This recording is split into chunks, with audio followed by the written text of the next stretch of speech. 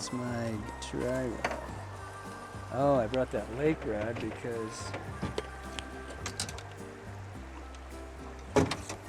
Oops. Oops.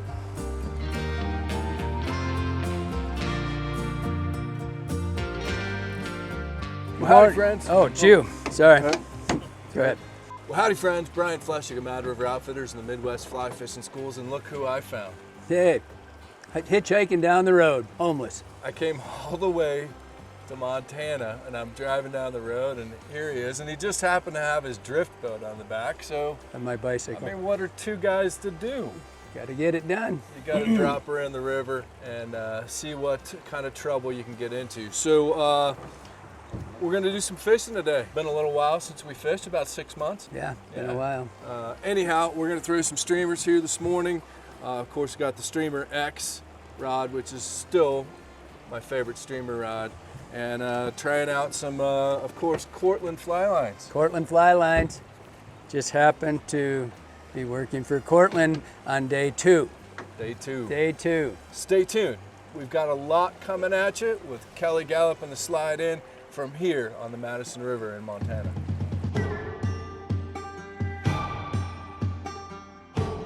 Found anything wrong with a muddler minnow? No.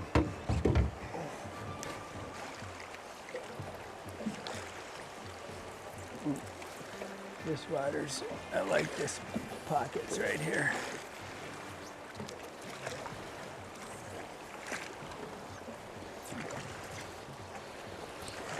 Got him? Yep.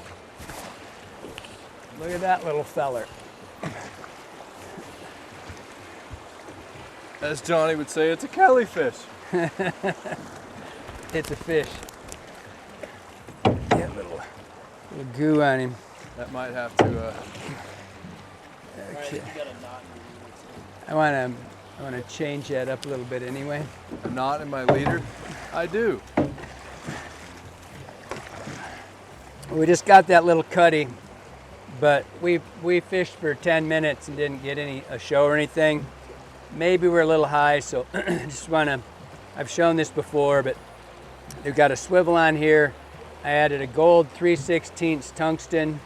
I like shine when I do this, you know, doesn't matter. It's kind of an attractor thing for me. I've shown this many times, but I always carry a thing of beads. I've got copper, usually I've got silver in there, I've got it in the other one. That's kind of just for me. If you just went straight black, 3/16, or just have 2 sizes of bead. And so now it's just floating above the swivel. And so that's going to get the fly down probably no more than 3 more inches. But what it'll do is it'll get the leader lower than the fly. And the fly will flutter a little bit above that, and that's what we're looking for. And you drop that 2 foot in front of it, you can kind of skitter the swivel and the weight kind of touching the weeds, and the fly's staying above it. Yep. Whoa, they don't dig it when that thing comes over. They feel that thing come and they attack it pretty good. Yet another reason why I like using these swivels. Yeah, Yep. Makes it super simple. It's 1 knot. By the way, it's 10 a.m. You eat your yogurt at 10 a.m. For those of you that are trying to establish yourself in the fishing community, this is a good tip to understand. You want a 1/2 cup of yogurt, plain, unsweetened, with a 1/3 cup of strawberries, 1/3 cup of blueberries, and 5 almonds. I agree. There you go. My.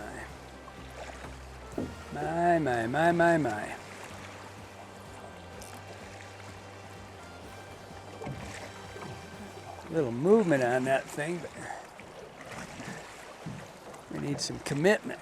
There you go. Oh, he's gone. He's on? Look at that! Oh, did you see that? Yeah. Let him eat it. He's still on it. He's still on it. Has he got it? Would it be cool just to cast? Wet your hand. Oh, God, that was a good brown. That was bad. Big brownie eating a little brownie. Yeah, that was a nice fish. That was a good fish. Yeah, I saw his face open right up like he just yeah. inhaled that thing. I was fishing on the Mad with my dad, and we had this hole called the money hole, and it was always, you know, I could always count on it for a fish or two. And I was fishing there with my dad one time, and he caught a fish about that size, and next thing you know, on a nymph, and next thing you know, it was T-boned by about a 21-inch brown, and it literally had it sideways in its mouth. And then I saw this and started freaking out. I mean, it was a big fish at the time, and probably the biggest trout my dad had ever caught. And it took off for deep water, and I thought for sure it was history. And my dad's playing the fish, comes back, the little fish is gone, the nymph is in the big fish's mouth. Landed it, got a picture, all good. Oh yeah, that was a good flash. Okay, this is Mickey Finn. Mickey Finn. Come on. Guarantee you, no one's thrown that fly in this river in 20 years.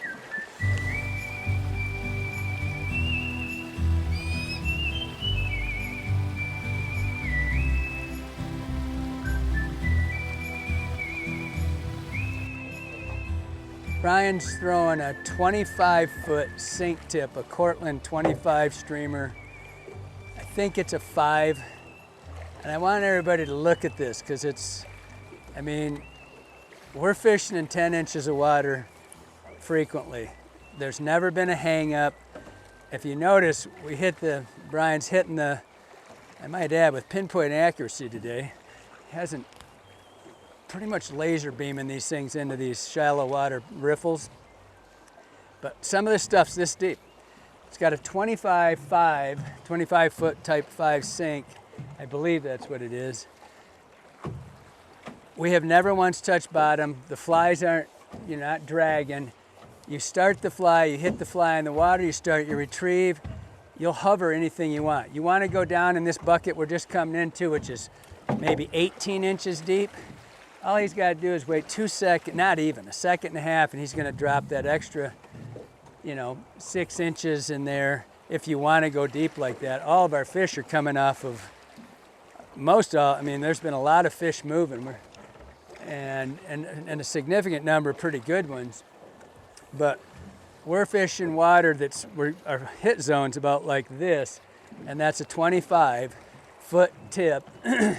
Sinking at 5 inches a second and have never touched bottom. So if you're afraid, like people think we'd go out and dredge these things. You can see the second the fly hits the water, retrieving, the tip, the 25, just makes it throwing those flies so easy. Now these are tiny flies, but it is effortless to do.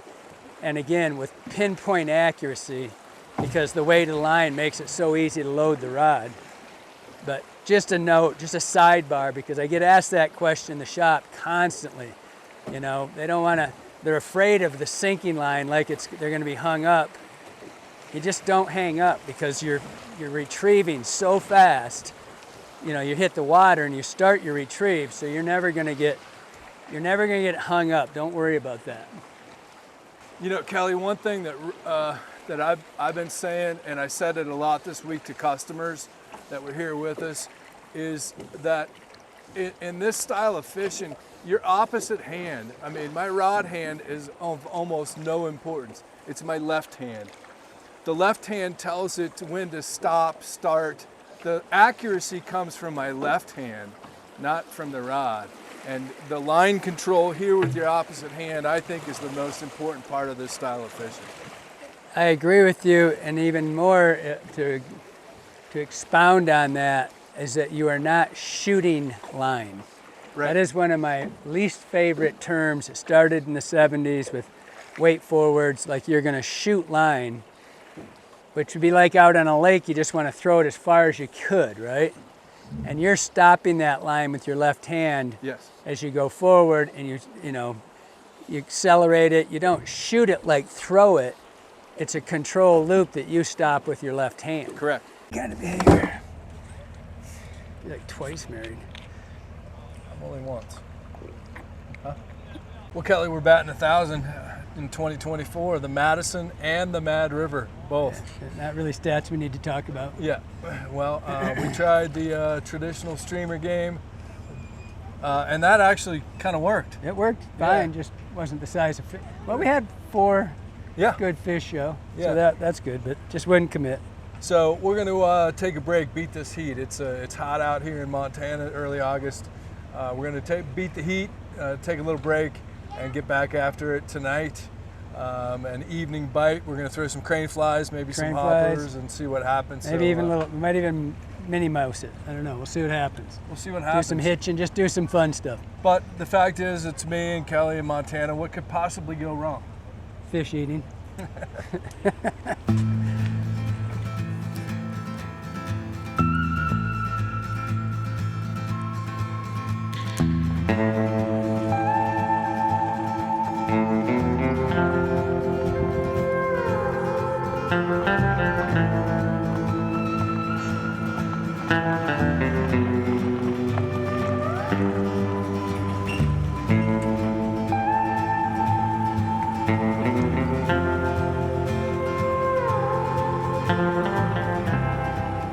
All right, friends.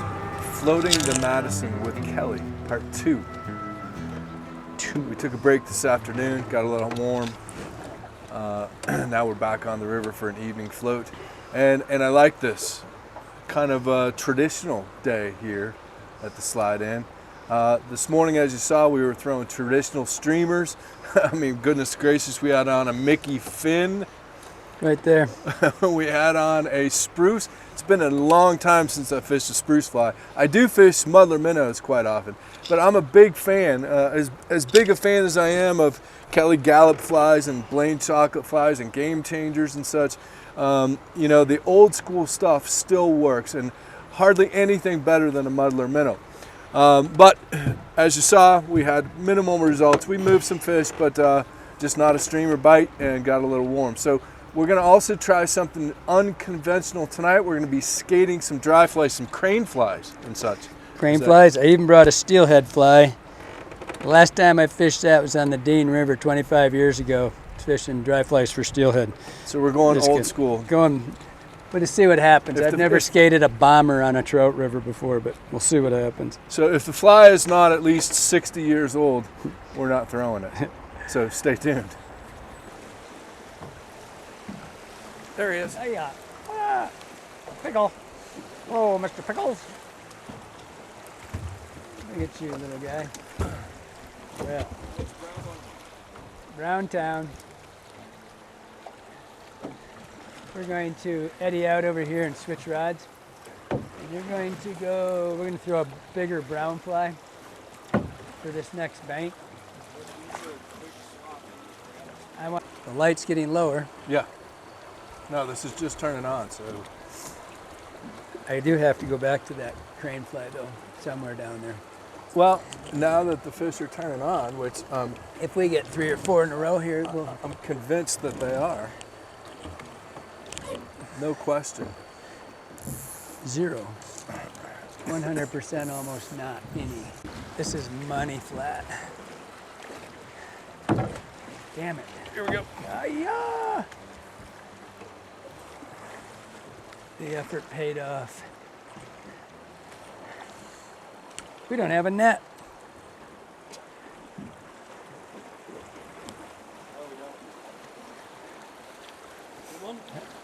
Not Yeah. bad. Nice rainbow. There's a bow. Was it? We might have to slide over here. Boy, I hope that. That's all right. We're gonna go over to the edge anyway. We're gonna drag him downstream below this and land him on the shore. So we can eddy out. Witness relocation plan.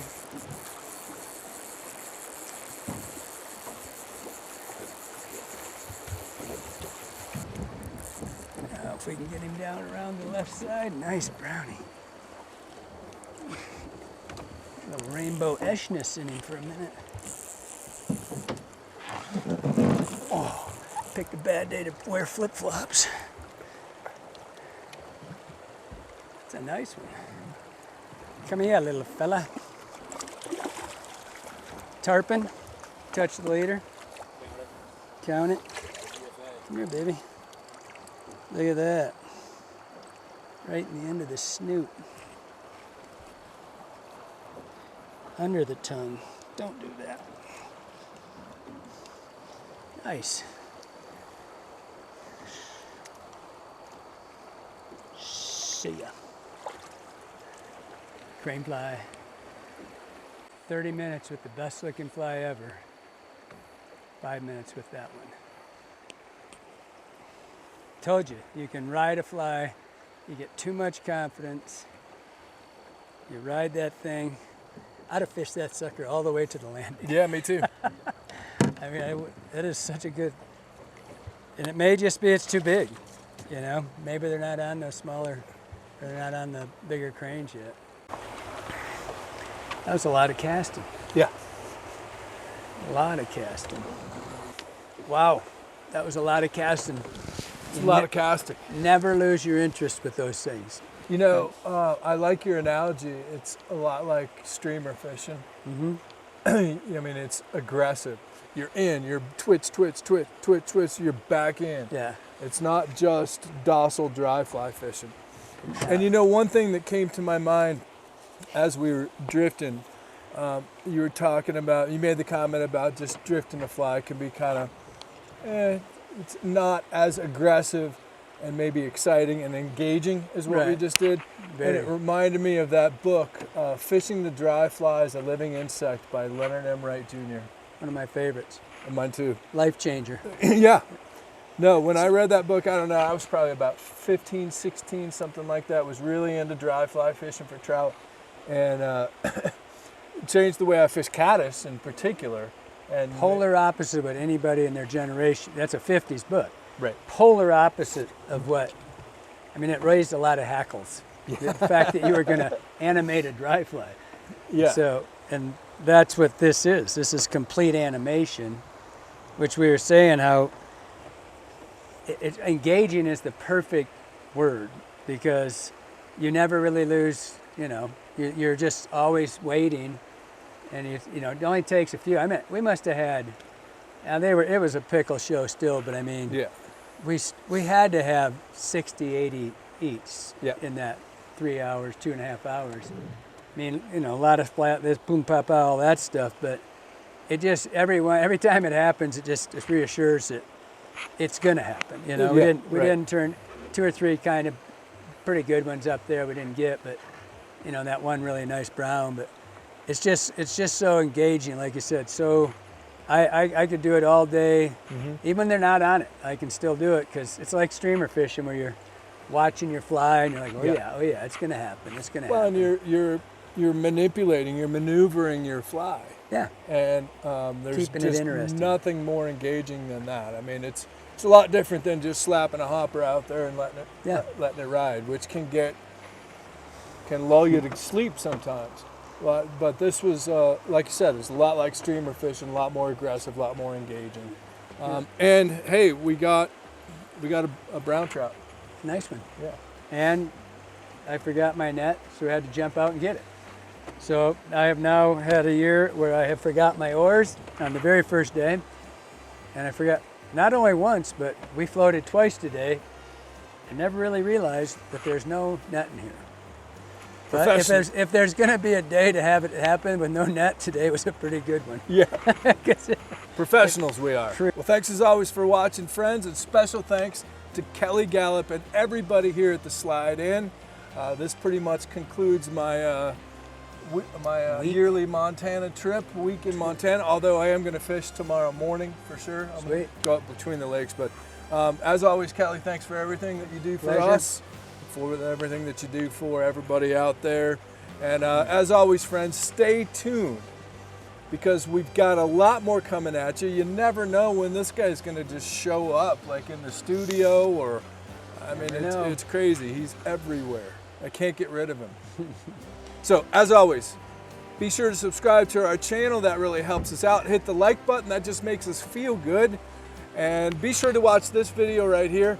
That one's really good. This video here, Kelly's in it. It's okay. So. It's not a bad video. It's worth watching, but He is the only guy in the boat that has blisters from rowing all day, however. well, okay. Okay, just saying. Fair enough. Just saying. So thanks for letting me fish. My pleasure. Stay tuned. We've got a lot more coming at you.